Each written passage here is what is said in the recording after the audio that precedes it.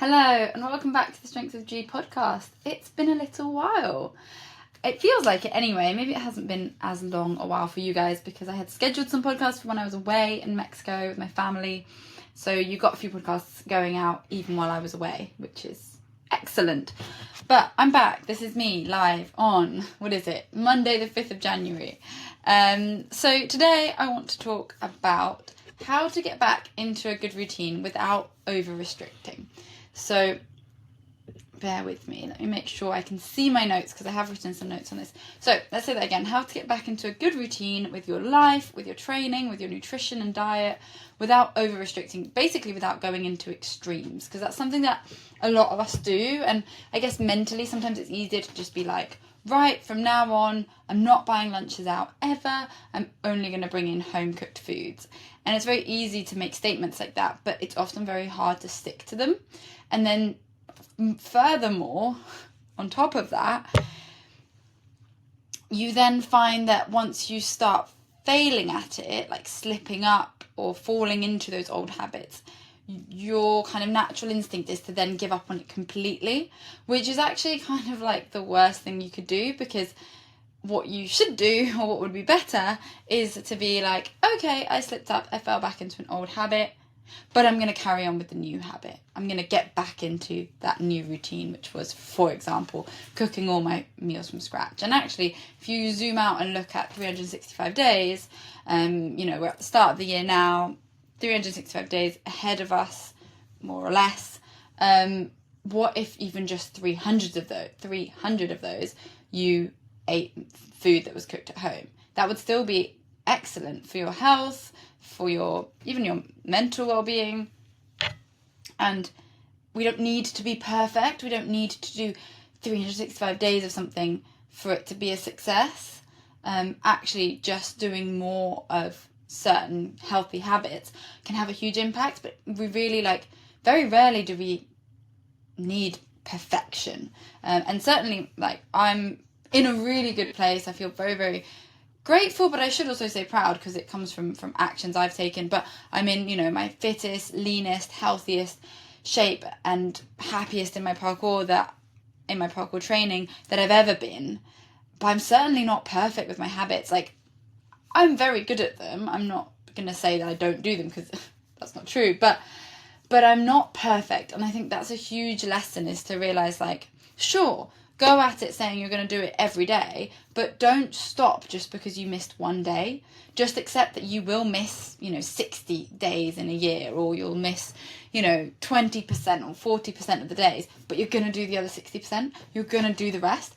And that is actually a huge win, and actually can really change your life. And it's really not about being perfect. So, same goes with this podcast. On a side note, I'm very excited to get to episode 52, which would be a year of podcasting once a week. I have missed a few weeks, but actually I haven't missed a few weeks in a long time. So I think I missed them right at the start of last year. And that makes me actually very positive that I can do 52 podcasts this year, 2026. I'm excited just to get to that number of 52, because I know that that's 52 weeks. We're on 51 now, I believe. And my focus with this podcast going forward is to focus on giving. This is where I give. This is where I give a lot of my tips, advice, for free. And you can listen to this podcast, as often as you like. I generally schedule them to go out every Monday at 8 a.m. Sometimes, because I can forecast that in the next month, I have a hell of a lot of joint podcast scheduled with amazing coaches that I love and that I want to bring their voice to my podcast. And I just want to have a chat with some other coaches and share their insights with you and just their vibe, to be honest with you. They are experts in their field, and they're people that I love and enjoy chatting to. So I'm bringing quite a few coaches. I think I've got 7 lined up to the podcast. Coaches of all manner. Some are sports coaches, some are nutrition coaches, some are weight loss coaches, some are rehab coaches, all sorts of coaches, and I'm bringing them onto the podcast. So yeah, which means basically I think I'm going to have more than a podcast a week for a little bit. So they will the main time I schedule my podcast is for 8 a.m. on a Monday. Some weeks you might have an extra one on a Wednesday or Thursday. But you'll see, if you follow me on Spotify and you set it for like the bell where you get a notification when a new podcast goes out, then you'll always know when a new one goes out. And please, please, please do send me some love by rating the podcast, giving it a star review, or even just by messaging me and saying like, I really enjoyed this episode, or your podcasts have got so much better, because I know they have. When I started this, I had never done a podcast. I'd spoken on one podcast of someone else's, but ultimately I wasn't very used to talking at length and explaining what I do. And that's one of the reasons, not the only reason, but one of the reasons why I started the podcast, is to get better at explaining what I do. And in the last year and a couple of months, maybe year and 2 months that I've had this podcast, that has improved massively. So for anyone thinking about doing a podcast on X, you should probably do it even just for that exercise of getting better at talking about your craft or your thing. So anyway, enough about that. But my focus with this podcast is to focus on giving you useful information, useful education, useful tips and tools that you can use to ultimately improve your training, improve your nutrition, and improve your life. The first one for this year, is how to get back into a good routine with your training, your nutrition, and your life without over-restricting, without going to extremes. So the first thing I would ask you, and actually you could follow this podcast with a pen and paper. Pen and paper in front of you. I've got one in front of me actually right now. I do a lot of things digitally now, but there is nothing quite like writing things down on a piece of paper. And you're going to write down what are your 1 to 3 maximum, you don't want to do too many, 1 to 3 fitness goals right now. So just take a moment to write that down.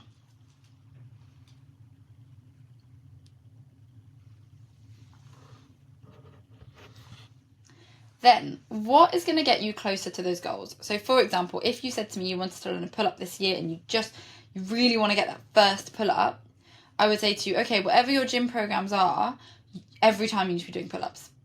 I wouldn't do them every single day because then there's no chance for recovery, but I would do them at least 3 times a week. So can you put pull-ups in every single one of your workouts? What is going to get you closer to those goals? So just spend a moment, literally essentially brainstorming, write down with some little arrows and lines, whatever you want to do, for each goal, what is going to get you closer to them. A little brainstorm for you. Go for that now.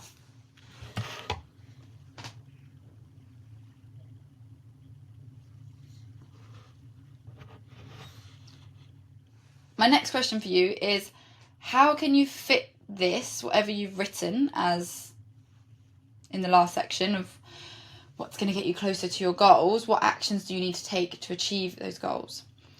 So, how can you fit this into 3 workouts per week? Yes, 3 workouts per week. If you're someone that is extremely busy and 3 workouts per week sounds like too much, right, we can work with 1 to 2. But I think a lot of people can fit 3 workouts in. And like I say, we want some rest days in between. So 3 workouts a week is quite a good place to be.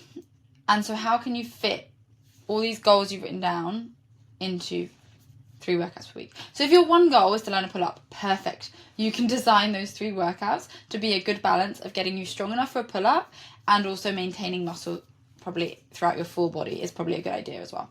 But if instead you're someone who's written down 3 really big goals, like get the splits, achieve a pull-up, and get better at parkour, then there's quite a lot we're working with there. So how can you fit this into 3 efficient workouts per week? That is your next goal. And that might take a little bit longer. So you can write down a couple notes now just to think about, but that might take a little bit longer just to plan out how are you going to fit your goals into 3 workouts per week. The reason I say 3 is don't say you're going to do 6, because that's just setting yourself up for a really tough task that you might be able to do 1 week, but the moment you have like your partner's birthday or you're moving house or it's really busy at work, it's going to be really hard to fit 6 workouts in. Whereas fitting 3 in, you should be able to manage that more or less most weeks of the year. Maybe you take a break when you're on holiday, but most of the time you can fit in 3 workouts a week. So can you what are you going to do on those 3 days? How are you going to break it up to match your goals? What are you going to do on the first day in the gym, second day and third day?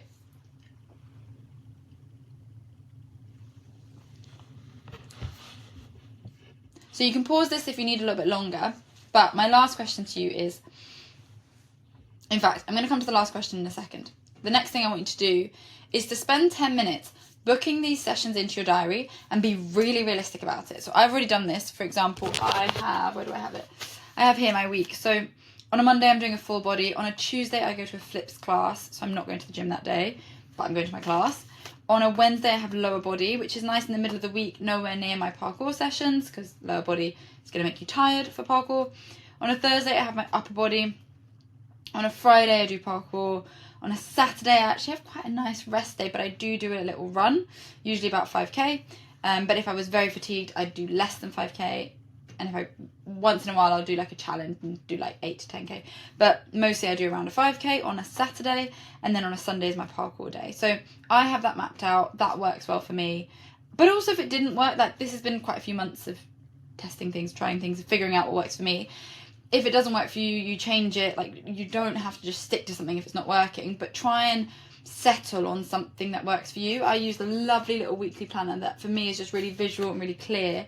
So I can kind of write things down and then look at the week and like, is it realistic for me to say do a workout on a Thursday, or is that day already really hectic, and is it better to actually consider a Thursday a rest day? Like, be really realistic about your week and spend 10 minutes booking these sessions into your diary.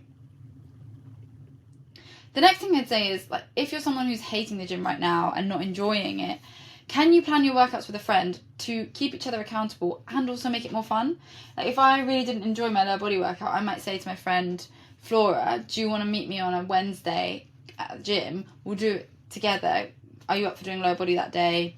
And that way, I see her, I have a catch up, we have a chat, the workout goes way quicker. But also pick someone who is going to actually push you and make you work. Don't pick the friend who's just going to chat the whole time and you're not going to get anything done, because then that's not going to help your goals, right? We want to achieve your goals. We want to be, successful in what we're doing here, but equally there are ways to make it more enjoyable. So have a think about that. Focus on enjoyment instead of punishment. Exercise can be a lot of fun, but if you're not enjoying it, then let's look at ways to enjoy it more. And that might be changing your goals, changing how you approach your goals, and, for example, inviting a friend to make it more fun. If you are still really struggling to be motivated to go to the gym, ask for help.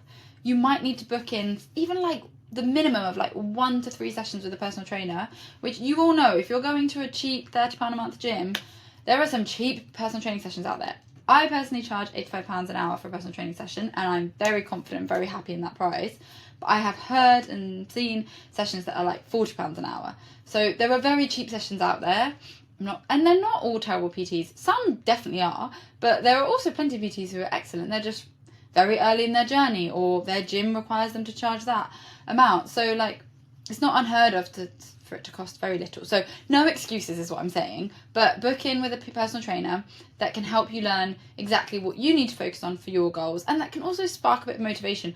Sometimes we have this like information overload where you are being serviced or sent so much information from social media, Instagram, and all these things, the people around you, what they're talking about, that it can feel really overwhelming. Trust me, I've felt it a lot, where I'm like trying to learn about muscle up and all these people are inputting their point of view, and I'm like, this is actually really confusing and not helping right now. And you're all, or these people over here are actually doing muscle ups, so maybe they know better than me, but I kind of know what's working for me, and it can be really distracting. So focus on taking advice from one person that you trust, and stick to that, and really stick to that for like, I challenge you to stick to it for like 3 months. Because if it's good advice, then just stick to it and don't get distracted by all the other advice that's out there.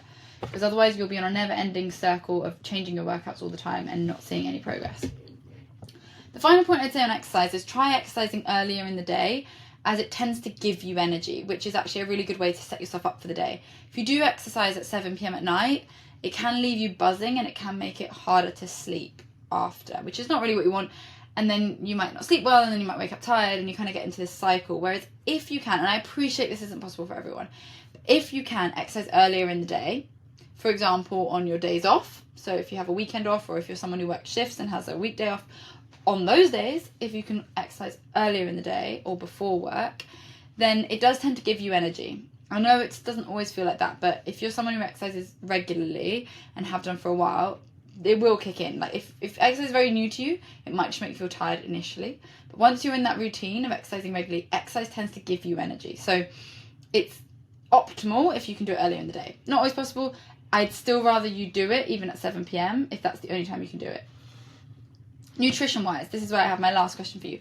Ask yourself, are you doing this for weight loss, for health, or for both? So for some people, weight loss isn't a goal, it isn't what they're focusing on right now, so you're doing it for health. So improve your diet based on that, based on not wanting to eat less, but wanting to improve your diet.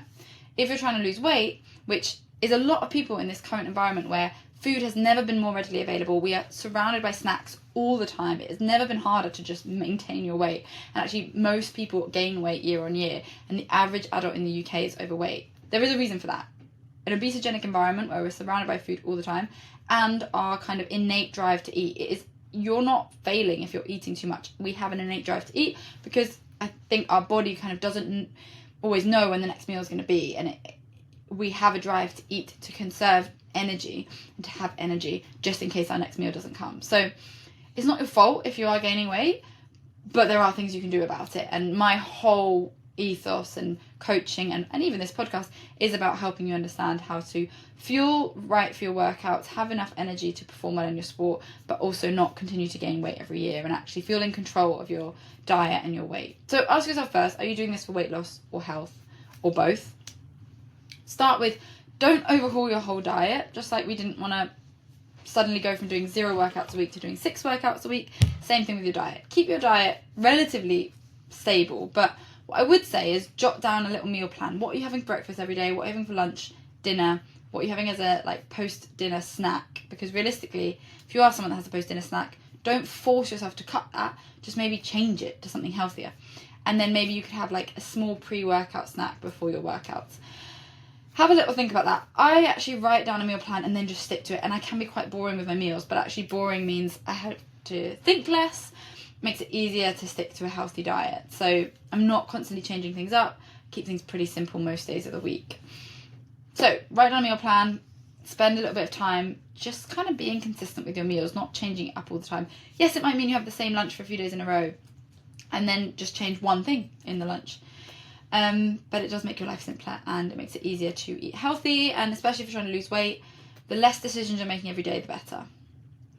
But even if you're just a busy person actually and you want to eat healthily, aim to make 80 to 90% of your meals nutritious. This means making time for a food shop and cooking mostly from scratch.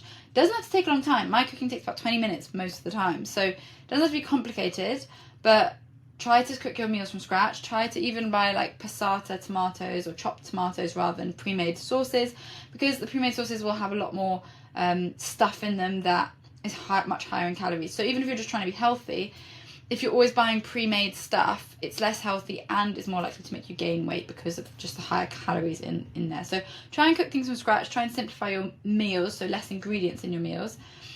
And 89% of your meals nutritious, homemade. Focus on plenty of vegetables. Vegetables are extremely low in calories, so don't worry about adding an extra vegetable to your meal. That's a great idea. And a solid source of protein like chicken, steak, fish, or if you're vegetarian or vegan, prioritise tofu, beans and legumes. Reduce sugar and alcohol where you can. Stick to alcohol for special occasions, for moments where you're celebrating with your friends, but try not to have it on a regular basis. I would actually keep it out of your house. Alcohol, sugar, try and keep them to a minimum. And be mindful as well of very high calorie healthy foods like nuts, seeds, avocados, oils like olive oil or other oils, bread, pasta, rice, noodles, pre-made sauces, protein bars and granola. Note that I said very high calorie healthy foods. They're healthy. I'm not saying don't eat them. I'm absolutely not saying that. But especially if you're trying to lower your weight a little bit or get leaner, just be mindful that they're very high calories. So if you are going to have nuts, have a handful. If you can't have a handful and you end up eating the whole bag, just don't have them in the house right now. Because they're very high in calories, they don't fill you up. It's very easy to eat 500 calories of just nuts. Oils, use them sparingly. Bread and pasta, I'm not saying they're bad, but if you're trying to lose weight, having a lot of bread with your meal or a lot of pasta, it's just very high. It's very easy to get to 500 calories just in bread. or 500 calories just in pasta, not considering the chicken, the sauce, the oils that you added as well. So I'm just saying be mindful of portion sizes with these things. Do this consistently for at least 1 to 2 weeks. But if you do this consistently for even just a week, I've just come back from holiday, I've spent a week eating really, really, really well, and already literally I'm so much leaner than a week ago. My abs are showing again. Like, it's amazing what a difference just a week can make. So do this consistently for 1 to 2 weeks and you'll likely see your weight drop, your waistline reduce, and your energy improve. If you want my help with this, message me on Instagram at strengthwithg, ask me any questions you have, let me know that you enjoyed this podcast and you found it useful. This is just a quick one to help you get back into a good routine without ruining your diet or ruining your mindset or your kind of motivation. So these are just some really simple things that are simple but healthy. These are things we can do all year round. Please don't feel guilty about the occasional takeaway or fast food. Just be mindful of what you're doing 80 to 90% of the time. Like, if most of the time when you're at home you're eating well, then you can have a takeaway or you can have a meal out with your friends, you can have a couple glasses of wine, and it will barely make a dent. But it's really what you're doing those most of the time when you're at home, when you're eating alone, or when you're eating with your partner. Those are the things that really matter. So yeah, if you found this useful, let me know. And if you want my help more specifically, you can apply for or sign up for one-to-one online coaching on my website, strengthwithg.com. Bye!